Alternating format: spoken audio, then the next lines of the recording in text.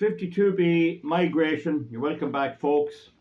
It's the 12th of February 2023 on migration. Well, we had a protest in Carrick Cross today. It's the first recent one that I've attended.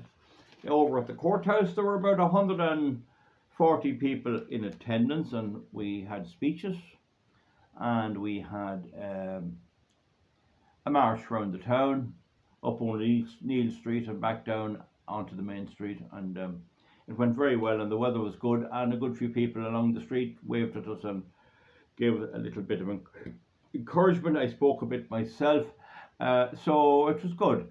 So yeah, there's a lot of anger at the migration system, and I don't blame people. It's the biggest threat to this country's security ever. There's never been a threat like this. Nothing in the Troubles was as big a threat as this, because this can not only displace us, but it can change the whole nature of our society, and it's all to do with this craven left-wing cultural Marxism we have to endure from people mainly elected, mainly in Dublin and like that. Now, there's an article in today's Irish or Sunday Independent. This lad that's running it. Imagine this fella deciding who can be ran down here into the country from Dublin 4. He's Roderick O'Connor. Roderick O'Connor. That's what we have. And but it just says Fine Gael politicians accuse Green Party O'Gorman of being a nice man who isn't managing the crisis well. You know, this is the thing. Oh, he's nice. He's nice. He's nice. He's nice. He's nice. I mean, that used to be a term given to a clergyman long ago, or someone like that, not to a politician. This is how these fellas get elected. He's nice. How lassies? He's nice now. And this is the thing goes on with them. But anyway, there's a bit of a heave within the Fine Gael. I mean, they're horsing all these migrants down. 78,000 of them on the radio this morning, they said. And they put them into TD's constituencies, and they're not even telling the TDs themselves. Some of these Fine Gael and Fianna Fáil and all of these. It says privately there is widespread frustration in Mr. Varadkar's party with O'Gorman handling the migration. Well, Mr. Varadkar made a statement the other day that it's impossible to get rid of people who fail the asylum system. So if they come here from a country, anywhere, and they go through the asylum system, and the courts are chock-a-blocked. I had an awful job to get into court with my last judicial review. And they fail the system, their native country won't take them back. And this is, oh, what are we going to do? What you're going to do is don't let them in the first place. That's what you do. Anyway, but the Green Party sources was highly critical, saying as long ago as last summer, the minister was warning that this could happen. Of course, it could happen. If you tell the world that you're here to give free housing, free dole, free everything, free health, we see lots of these now people from abroad here now. Some of them in wheelchairs, some of them requiring long-term care, all foisted up on the Irish health system. That's who they're dealing with. That's the policy of our cultural Marxist government, which is soon to be led by Sinn Féin. And I called them out at the meeting today. So there's no point getting too upset about it. There's a whole lot of stuff there. They're throwing them into rural towns and villages. It's too late. I know that Fine Gael the Greens.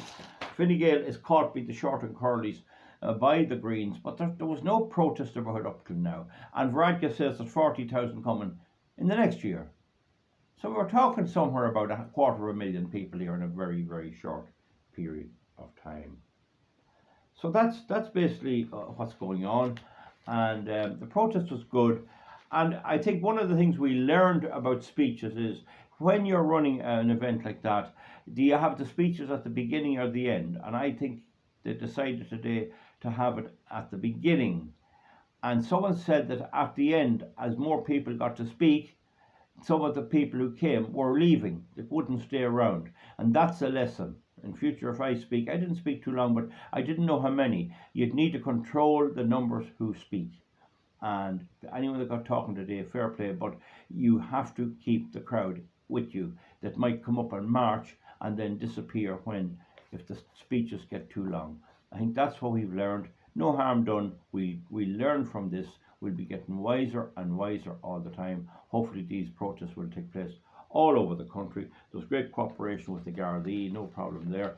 So yeah, it's a good start that's been made, and I'll try and attend as many as I can. All I can ask viewers is, please ask people to come to them, and please let it be known to people that you're not going to be shot or killed or anything by opposition groups or anything else. We'll deal with them when they come. There was one heckler there. Turned out he was some fella that wasn't, maybe just I don't know what was wrong with him. Maybe too much to drink or something. But that'll be handled. There's nothing. This is the normal way for Irish people to think about migration. This is abnormal. We are in an abnormal situation. We're being sold out. We have a dose of Dublin TDs mainly who won't let them into their own area, just as they won't let the windmills and the other things. Still getting votes and doing this destruction. They're determined to destroy our society, and I'm determined to help them not. Now, one of the things that I can help a bit with is the legal side of things. What is the law? A lot of people who are out protesting don't know what the law is, and a lot of solicitors don't know how to defend them. A lot of barristers don't know how to defend them. I can tell you with my campaign against the pylons and the windmills, very few barristers really know the law well. They take on to know certain aspects of it, but they don't know it all that well. And I see there also today, there's a file going on Enoch Burke on trespass. Well, it doesn't say which act it is. Of course, the newspaper didn't report it correctly, but if it's under the act that's normally used for trespass, one can only be convicted of trespass if you're there to commit an offence, breaking into a building or part of a building or the curtilage thereof in order to commit a crime, rape any woman or do any malicious damage.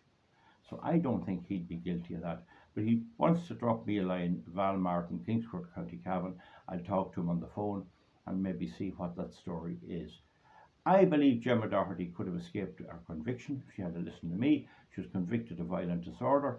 The violent disorder, you have to commit a breach of the peace, and a police officer is incapable of being provoked into a breach of the peace. That's old established law.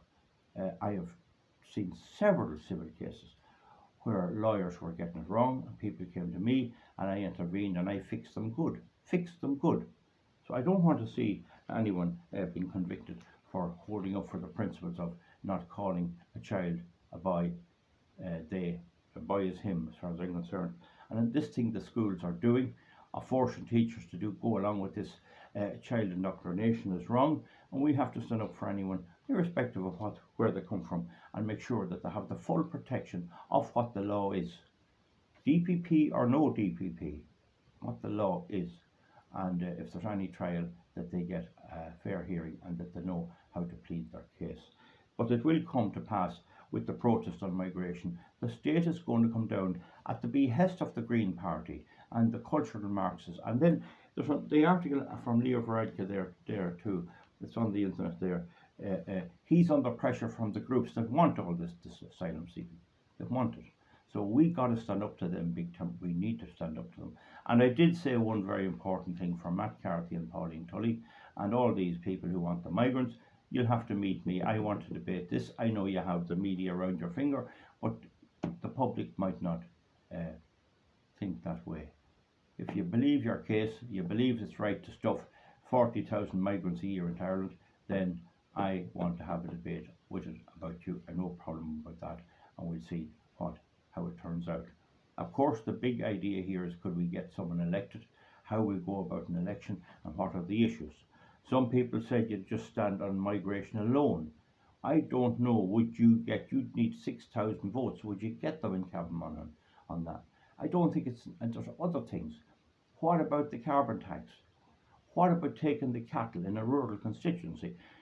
In the paper yesterday, they're going to take 30%, 33% of my livestock.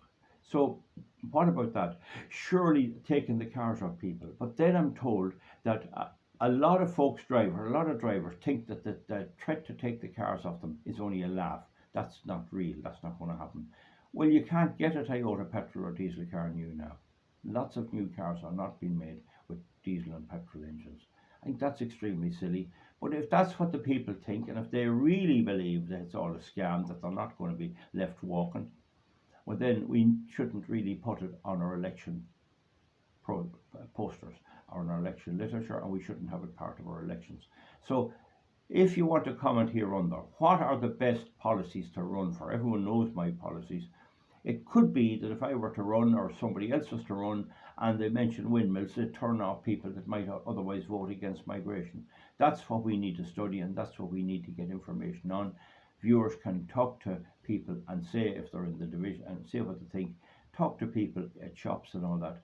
What are the issues that most concern people? Because if we don't crack it, if we don't get politicians elected, these creeps are going to win. Folks, I'll see you back. Give me a thumbs up or a thumbs down. We'll see you for something soon.